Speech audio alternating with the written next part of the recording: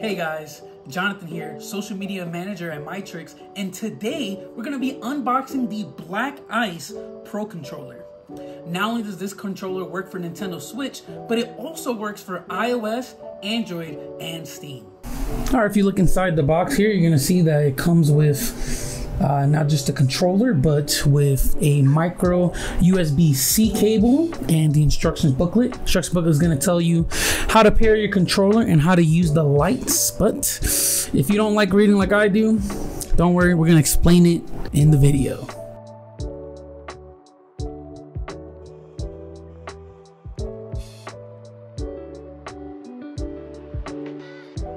Here's a sick RGB lighting. If you turn the controller over, we have two reprogrammable buttons in the back. We also have a new feature, which is Hall effect triggers.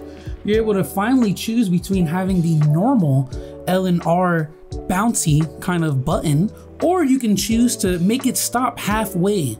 The choice is going to be up to you, and it depends on the game.